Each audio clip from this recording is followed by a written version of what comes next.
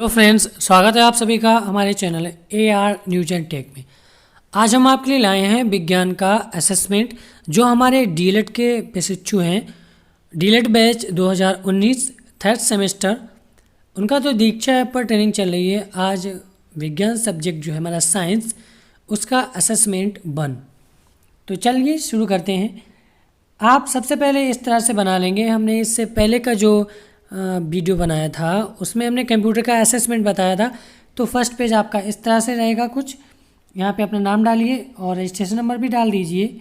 उसके बाद आपका कौन सा डीएलएड बैच है, सेमेस्टर कौन सा है, कोर्स यहाँ पे साइंस हो जाएगा और कॉलेज नेम आपका जो भी है, रजिस्ट्रेशन नंबर ये हो जाएगा। चलिए बढ़ते हैं। आज का जो असेसमेंट 1 है वो है लाइट यानी प्रकाश। ठीक है, तो इसके क्वेश्चंस कुछ इस प्रकार रहेंगे। पहला क्वेश्चन जो है, प्रकाश के प्राकृतिक स्रोत तथा कृत्रिम स्रोत का उदाहरण दीजिए। तो सभी जानते हैं हमारे जो प्रकाश के प्राकृतिक स्रोत हैं, जो प्रकृति से प्राप्त होता है हमें प्रकाश, वो सूर्य, तारे, जुगनू और स्टारफिश है। और जो कृत्रिम सोर्स हैं जो व्यक्ति द्वारा बनाए गए हैं वो है bulb, LED bulb, solar light और लैंटेन एटसेट्रा। ठीक है। क्वेश्चन नंबर 2 है, प्रकाश सीधी रेखा में चलता है, इसका उदाहरण दीजिए। देखिए, प्रकाश सदैव सीधी रेखा में चलता है क्योंकि इसकी जो तरंग दैर्ध्य है, वेवलेंथ, वो बहुत छोटी होती है। एग्जाम्पल के तौर पे समझते हैं, जब हम बंद अंधेरे कमरे में टार्च द्वारा रोशनी करते हैं तो उसका जो फोकस है, आपने देखा होगा, सीधा जाता है। अगर उस प्रकाश के मार्ग में कोई हम परावर्तक तल जैसे कोई शीशा वगैरह लाते हैं, दर्पण लाते हैं, तो वो बेंड हो जाता है यानी मुड़ जाता है। इससे पता चलता है ये जो प्रकाश है हमेशा सीधी रेखा में चलता है। चलिए बढ़ते हैं अगले क्वेश्चन की तरफ। क्वेश्चन नंबर 3 है, प्रकाश के परावर्तन के नियम। ये तो सभी ने पढ़े होंगे छोटे क्लासेस में। तो प्रकाश के परावर्तन के 2 ही नियम हैं। पहला, आपतित किरण, परावर्तित किरण और अभिलंब तीनों एक ही तल में होते हैं। और दूसरा है, आपतन कोण तथा परावर्तन कोण दोनों बराबर होते हैं। अब देखिए, आपतित किरण क्या होती है। आपतित किरण जो होती है वो लाइट जब आती है किसी सरफेस पर, वो आपतित किरण होती है। और परावर्तन के बाद जब लाइट वापस चली जाती है किरण जो, वो परावर्तित किरण होती है।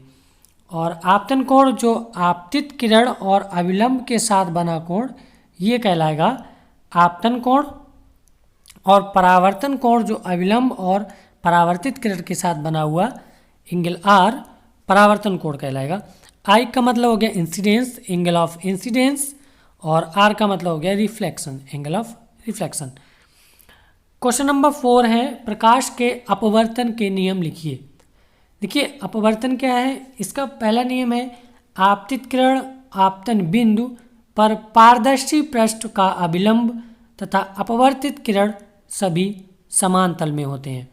और सेकंड जो है, आपतन कोण की ज्या व अपवर्तन कोण की ज्या का अनुपात नियतांक होता है तथा पहले माध्यम के सापेक्ष दूसरे माध्यम का अपवर्तनांक यानी n कहलाता है sin I upon sin R।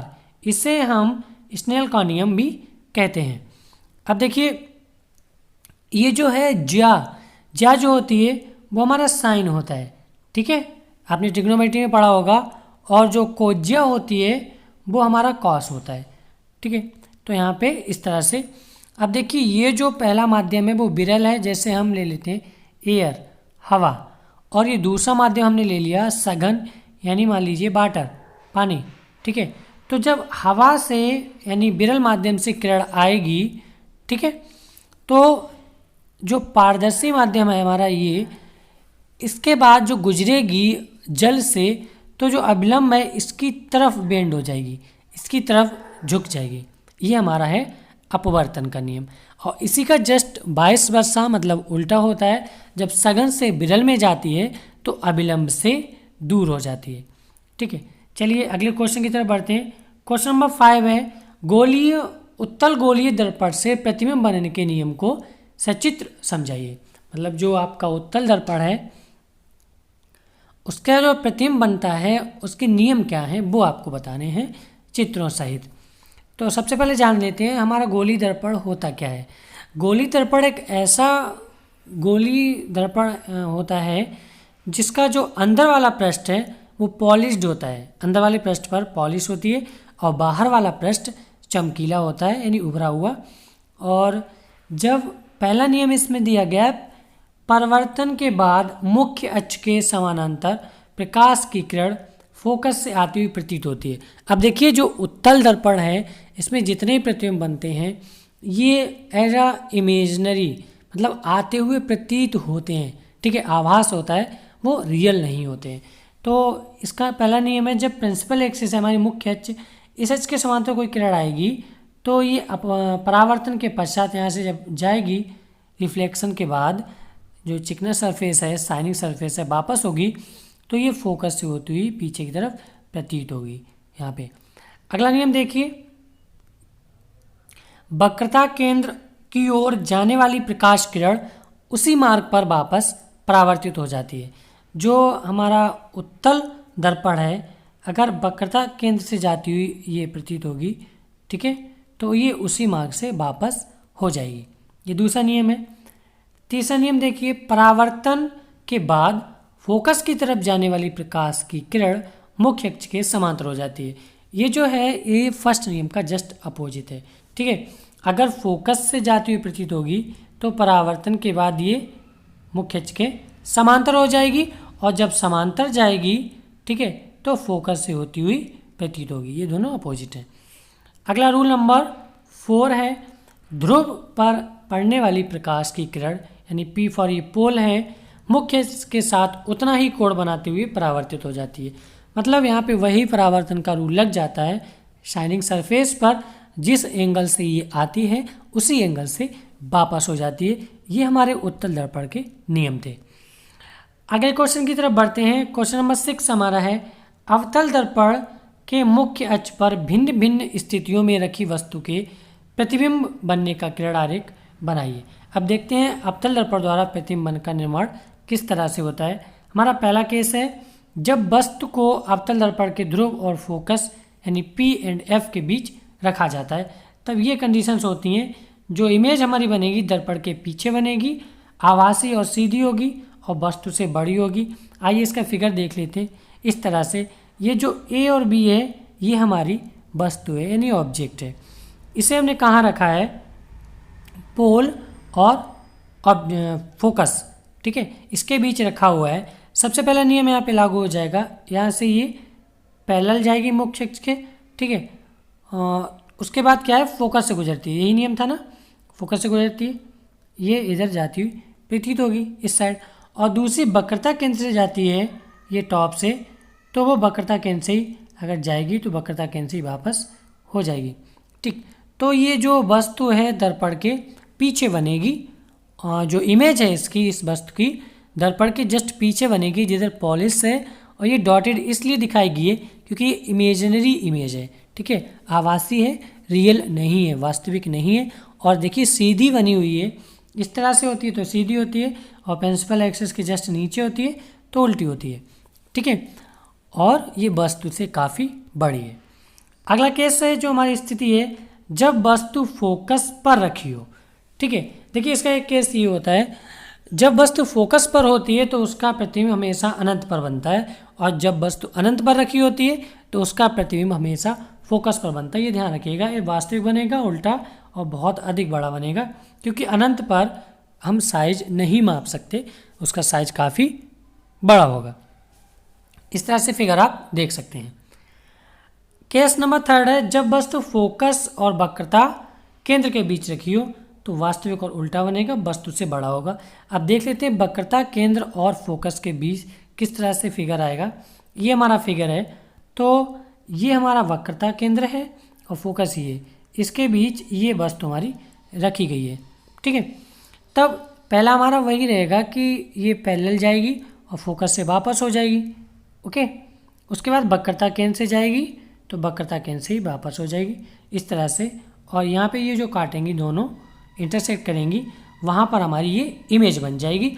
अब देख सकते हैं प्रिंसिपल एक्सिस से उल्टी इमेज है तो कहा जाएगा ये उल्टी इमेज है, और दर्पण के सामने ही बनी है, शाइनिंग सरफेस के सामने बनी है तो हम कहेंगे ये वास्तविक है। और देख सकते हैं हमारा ये वस्तु का साइज़ क्या था और इमेज का साइज़ क्या है, तो कहेंगे हाँ वस्तु से बड़ी है।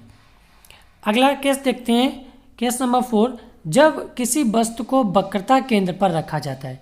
ठीक है, वक्रता केंद्र पर रखी हो तो वक्रता केंद्र पर ही इसकी इमेज बनेगी, वास्तविक और उल्टी बनेगी, वस्तु से आकार में छोटा होगा। अब देखिए ये चीज़ें कैसे निकल के आती हैं। ये इमेज जो हमारी होती है प्रतिबिंब की प्रकृति, वो लिखना ज़रूरी होता है। बहुत सारे बच्चे कंफ्यूज रहते हैं कि यही चीज़ टप पड़ जाती है, कैसे लिखें। अगर देखिए आपने चित्र जो है किरण आरेख है सही ड्रॉ कर लिया तो आपको इसमें प्रॉब्लम नहीं होगी। ये जो हमारा है चित्र सही निकल के आता है, लिखा जाता है। अब देखिए वक्रता केंद्र पर रखिए, ये सेंटर ऑफ कर्वेचर पर रखी हुई है इस तरह से ये वस्तु, ये तो पहला नियम वही लगा दीजिए, पैरेलल जाएगी फोकस से वापस आएगी, और दूसरा इस तरह से फोकस से जाएगी तो पैरेलल हो जाएगी। अब देखिए जस्ट यहीं पे कट कर रही हैं दोनों, तो वक्रता केंद्र पर ही इसका इमेज बनेगा। और देखिए उल्टी है प्रिंसिपल एक्सिस से तो उल्टा बनेगा। जितनी इमेज थी वस्तु हमारी थी ऊंची, उतनी ही इमेज बनी है, तो वस्तु के बराबर कहेंगे इस तरह से। और जब लेंस के हमारा लेंस नहीं दर्पण के सामने है तो ये वास्तविक होती है, और पॉलिश्ड के पीछे होती है तो वो आभासी होती है। अगला केस है स्थिति 5, जब वस्तु वक्रता केंद्र से दूर हो, यानी बियॉन्ड सेंटर ऑफ कर्वेचर। ठीक है, ये वक्रता केंद्र रहा, इससे जस्ट पीछे है। ठीक, ये रहा, तो वही नियम लगाएंगे, पैरेलल जाएगी फोकस से वापस आएगी, वक्रता केंद्र से जाएगी वक्रता केंद्र से ही वापस आ जाएगी, यहाँ पर कट करेगी, तो हमारा बनेगा जो इमेज है वो सेंटर ऑफ कर्वेचर है, वक्रता केंद्र और फोकल जो हमारा है फोकस, ठीक है, उसके बीच बनेगी। अब देख सकते हैं उल्टी बनी है इमेज ये, और वस्तु से काफ़ी छोटी बनी है, और दर्पण के सामने है तो ये वास्तविक है। अगला केस है हमारा, जब वस्तु अनंत पर रखी हो। बता चुके हैं आपको, अनंत पर रखी वस्तु का जो इमेज है वो हमेशा फोकस पर ही बनता है, और जब फोकस पर रखी होगी तब अनंत पर जाएगा, बहुत बड़ा इमेज बनेगा, और जब अनंत पर रखी होगी तो फोकस पर आएगा, बहुत छोटा इमेज बनेगा, वस्तु से उल्टा बनेगा और वास्तविक होगा। आइए अगले क्वेश्चन की तरफ बढ़ते हैं। क्वेश्चन नंबर 7 है, अवतल दर्पण के उपयोग बताइए। अवतल दर्पण कहाँ कहाँ यूज होता है। टार्च, वाहनों की हेडलाइट और सर्च लाइट इत्यादि में हम अवतल दर्पण का यूज करते हैं। शेविंग, जो शेव वगैरह करते हैं, दाढ़ी बनाने का जो दर्पण होता है उसमें भी अवतल दर्पण का यूज किया जाता है। और जो दंत चिकित्सक होते हैं, दांतों के बड़े रूप में देखने के लिए हम अवतल दर्पण का यूज किया जाता है, और इसका प्रयोग सौर ऊर्जा के क्षेत्र में सौर भट्टियों को गर्म करने के लिए, सूर्य की किरणों को फोकस करने के लिए किया जाता है। जो हमारे सोलर सेल जो प्लेट्स होती हैं उनमें भी अवतल दर्पण लगाया जाता है। क्वेश्चन नंबर 8 है, उत्तल दर्पण के उपयोग लिखिए। उत्तल दर्पण के उपयोग जो है वाहन चालकों को पीछे वाले यातायात के बहुत बड़े क्षेत्र को देखने में सक्षम बनाता है। जो व्हीकल्स होती हैं उनमें जो मिरर हमारा होता है वो उत्तल दर्पण होता है। ठीक है, पीछे से आ रहे वाहनों को देखने के लिए बड़े उत्तल दर्पणों का प्रयोग दुकान सुरक्षा दर्पण के तौर पे भी किया जाता है। अगला प्रश्न है हमारा 9, गोली दर्पण की फोकस दूरी तथा वक्रता त्रिज्या में क्या संबंध है। अवतल दर्पण का रेखा चित्र बनाकर फोकस बिंदु तथा वक्रता त्रिज्या को दर्शाएं। देखिए फोकल लेंथ जो होती है यानी फोकस दूरी वो वक्रता त्रिज्या की हाफ होती है। ठीक, आप देख सकते हैं चित्र में, यहाँ ध्रुव से लेकर यहाँ तक ये जो सेंटर ऑफ कर्वेचर है, पोल से लेकर वो दूरी होगी हमारी रेडियस ऑफ कर्वेचर। ठीक है, वक्रता त्रिज्या, और पोल से लेकर ये फोकस तक की दूरी होगी फोकल लेंथ। आप देख सकते हैं ये जो फोकस दूरी है पूरी वक्रता त्रिज्या की हाफ होती है, यही रिलेशन होता है। क्वेश्चन नंबर 10 है, वायु में गमन करती है यानी वायु में चलती हुई प्रकाश की एक किरण जल में तिरछी प्रवेश करती है। क्या प्रकाश किरण अभिलंब की ओर झुकेगी या अभिलंब से दूर हटेगी, इसका वर्णन करना है। देखिए वायु जो हमारा है वो विरल माध्यम है, विरल का मतलब बिखरा हुआ, और जल हमारा है वो सघन माध्यम है वायु की अपेक्षा। ठीक है, तो जब हम अपवर्तन का नियम अभी आपको बताए थे, जब प्रकाश किरण विरल माध्यम से सघन माध्यम की तरफ जाती है अपवर्तन में, अपवर्तन की क्रिया में, तो वो अविलंब की तरफ झुक जाती है। ठीक है, ये अविलंब है, इस तरह से जाएगी जब प्रकाश किरण तो अविलंब की तरफ झुकेगी। ठीक, यानी इसकी तरफ, ये हमारा नॉर्मल यानी अविलंब होता है। ये वायु है, यहाँ पे वायु भी बोल रहा है, और ये हमारा जल है। ठीक है, तो विरल माध्यम से सघन माध्यम में जब जाती है प्रकाश किरण तो अपवर्तन के पश्चात अविलंब की तरफ झुक जाती है। इसी का वाइस वर्सा जो होता है उल्टा होता है। सघन माध्यम से जब विरल माध्यम की तरफ जाती है तो ये नॉर्मल से दूर हट जाती है, तो इस वजह से ये अविलंब की तरफ झुकेगी। आपको ये वीडियो कैसा लगा हमें जरूर बताइएगा। और एक बात, प्लीज़ जो हमारे डीएलएड के प्रशिक्षु हैं हमारे चैनल को सब्सक्राइब ज़रूर कीजिएगा। हम आपके लिए ऐसे असेसमेंट और जो भी आपकी उपयोगी विषय वस्तु है वो उस पर वीडियो हम लाते रहते हैं। कृपया वीडियो देख के हमारे चैनल सब्सक्राइब जरूर कीजिएगा, हो सके तो लाइक भी कर दीजिएगा। और जिन हमारे डीएलएड साथियों को इसकी पीडीएफ चाहिए वो हमें कमेंट सेक्शन में ज़रूर लिखें, और जो हमारा व्हाट्सएप नंबर है उस पर भी हमें व्हाट्सएप कर सकते हैं, आपको पीडीएफ उपलब्ध करा दी जाएगी। हमारे फेसबुक पेज और टेलीग्राम पेज से ज़रूर जुड़ें। Thank you.